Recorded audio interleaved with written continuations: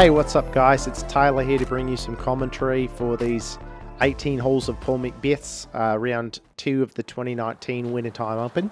Actually joined by a long-time friend of mine named Ray. Say what's up, Ray. Hey, what's up guys? It's really... Yeah, can you introduce yourself to the fans and tell them about why you're on here today? I'm Ray. I think we just covered we know that. that. I'm on here because you asked me to be on here. I'm not really sure Okay. what I'm supposed to be doing. Okay, so we actually didn't have a ton of time to prep before recording. Essentially, since I'm a seasoned veteran, I'm going to give professional commentary, and Ray has never played the game before, so I thought it'd be good for you guys to get a little bit of perspective, you know, on the round and on different shots and whatever. Okay, so I'm the idiot. No, it's not what I'm saying at all. No, that's totally what this is. No, come on, mate. It's going to be fun. Okay. All right, listen, we got off to a bad start, and see, here we are halfway through hole 2. Let's just back it up to hole 1 and start over, all right? Whatever, dude. You're the expert. I'm just here to make you look smart. Come on, bro. All right, so this is Paul McBeth. He's actually one of the best players in the sport of disc golf right now. Isn't he the best player? And no, he's not the best, but he's up there. He just started out not too many months ago. I actually was partly responsible for discovering him. Really? Yeah, I did some coverage a while back when he was just a rookie, and I think it was those videos that actually kind of were the catalyst for his whole entire career. The videos got, I'm pretty sure they got like millions of views on YouTube. Wow, that's really cool. Yeah, nah, no biggie. Okay, so if we're going to do this, just tell me, I guess, what I'm looking at here. Okay, so Paul McBeth is actually about to throw a sidearm right into that tree. Okay, and did he want to do that? He did not want to do that, no. That's why he looks so mad. Looks like he wants to punch a kitten or something. So is he penalized in some way for hitting the tree? No, not in this format. They do count that in other tournaments like the Hall of Fame Classic, but this is just your standard run-of-the-mill tourney, so they're counting strokes, not strikes, in this one. Okay, so what's up with the wind chimes? That's actually called a basket or a pole hole if you're an old-school player, and that's where the players are trying to get their discs to in the end. So why don't they just carry him to it and set him in there? Why do they have to throw him? Well, because that would be cheating, wouldn't it? You can't just carry the discs in there. You have to throw it. It's part of the game. What other sport do you see people just carrying the How thing? about football? Well, listen, Rugby? it's not the same. Lacrosse? Water polo? All right, listen. Soccer? If you're Back to the cheating. round. We're on hole 3. It's a par 4. Paul had a great drive. What does par mean? Par means how many shots it should take, like a normal player, to get it into the basket from the tee pad. And by normal, I'm assuming you mean white. What? The flipping heck, mate. No. Why would you even say that? I guess it just seems like a pretty racist game so far. I've only seen like this one white guy. Okay, for starters, it's Paul McBeth, and I'm pretty sure he's like half Latino or something. Sure. And for another thing, this is just Paul. Okay, this is only coverage of his round. He's actually on a card with 3 other guys. Oh, okay. And what are their ethnicities? I don't know their flipping ethnicities, mate. Can we just get back to the round and watch some disc golf for crying out loud? Yeah, sorry, I was just trying to make conversation about it. It's not a racist game, okay? I It's know. the last thing I'm going to say about it. Yeah, that's cool. Okay, so Paul has actually hit another tree on his drive, and no, he didn't want to hit that one either. This is called the spider hole, because I guess the trunks of the tree, you know, look like spider legs or something. Makes sense. But this is for his par. So is he normal? Ooh, Nope, not normal. yeah, a little bit of a high smacker there. And so he's going to be tapping in for his bogey, so that's 1 over par. Okay, so Paul was 2 under for the round, and he just bogeyed, so he just went back to 1 under. And Now wait, if he went back, shouldn't he have gone to 3 under? No, he was at -2, all right, and he got a +1, so that takes him to -1. Yeah, but you said he was at -2 and then he went back 1 because he got a bogey. So if you were looking at a if you were looking at a number line and he was at -2 and he went back, that would be to the left. which would be -3 then. Sure, bro, whatever. Anyway, we just got another birdie, so I guess he went up to -2 again. Wow. Wow, look at that. He skipped right off the picnic table. That was exciting.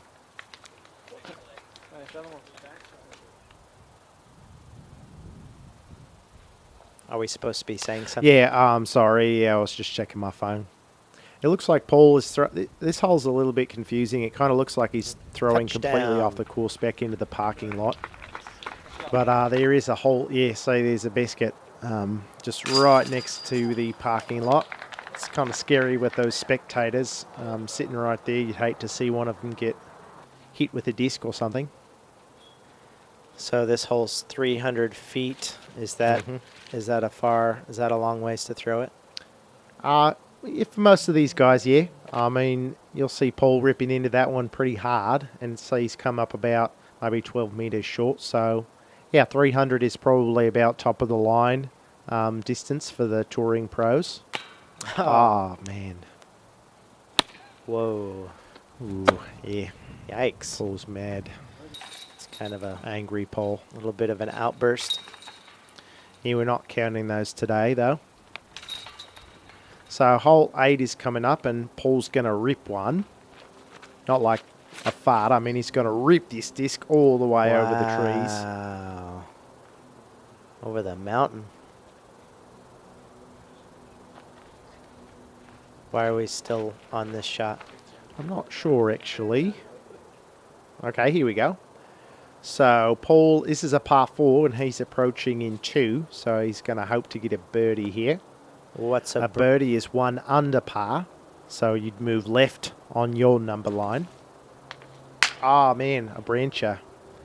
A brancher and a clapper, and it's not a happy camper right there. It's a angry slapper. That ground slap would have put him at 2 tobies just on that one shot. And he seems a little bit maybe off of his game today. He's learning a whole new game. Actually, we haven't talked about that much.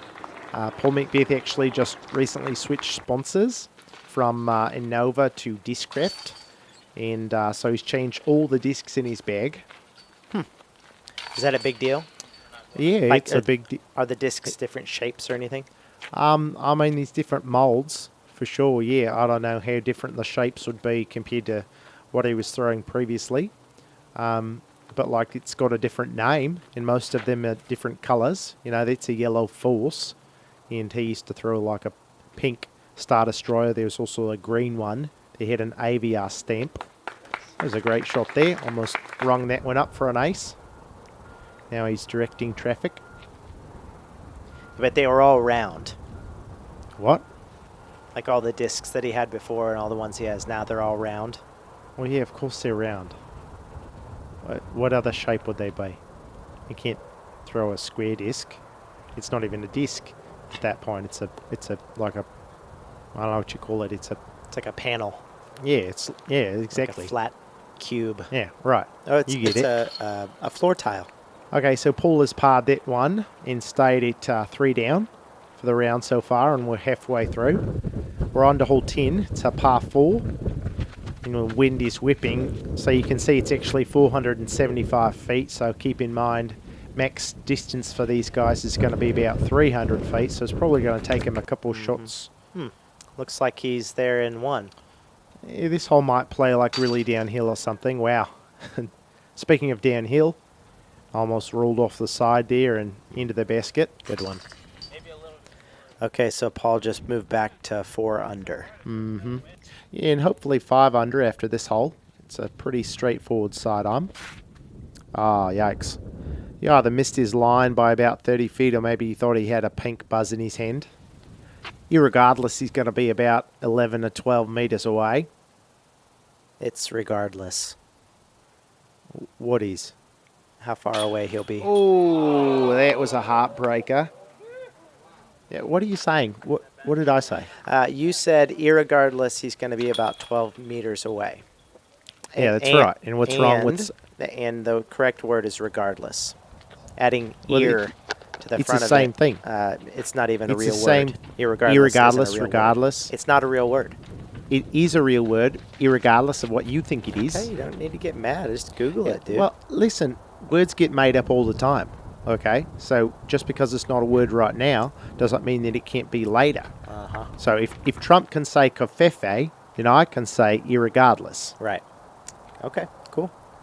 So Paul's just laying up on this one. If you're not within about 8 meters or so, this putt's very difficult to judge the height. So you're probably not going to respond to this information very well, Oh, what now? but there's no such word as height. Or what do you say? I say the correct word, which is height. Well, that doesn't make any sense. It's a tough one. No, A lot of people no, can't. listen, I mean, it's length, width, Right. depth, Depth. breadth. I mean, every other word that has to do with like measurement, or a span of something, Right. it all ends in a th Yeah, sound. not all of them. So you're saying it's length, width, and height? You got it. Wow. Turns out my whole life is a lie. Oh, man. The high band and the low cage aren't lying to Paul, saying he needs to work on his putts with that new Luna. I don't know what any of that means. It's just standard professional commentary where somebody who's probably rubbish at putting themselves talks about how bad the world's best putter is. Sounds like the NFL. Only that I guess they Right. don't putt. They punt.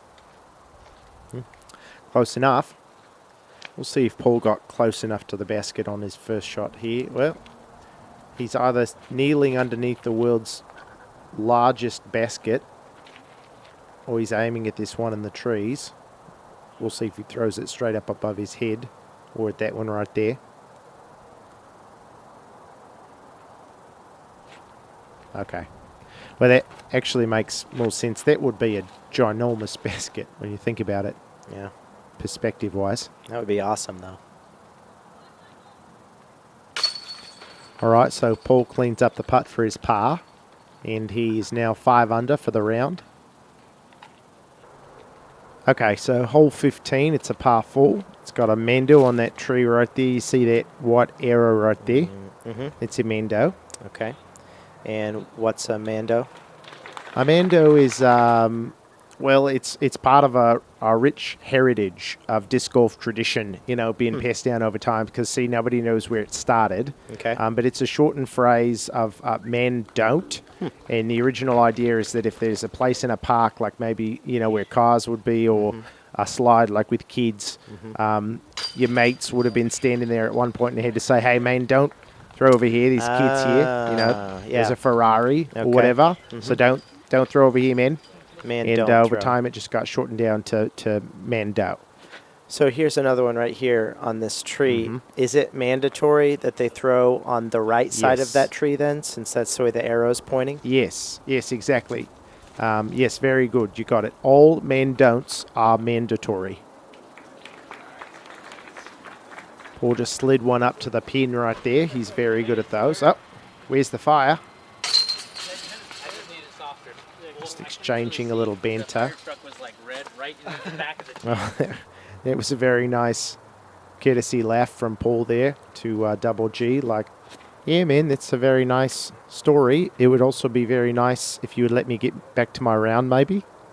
What's with all the picnic tables? There for picnics.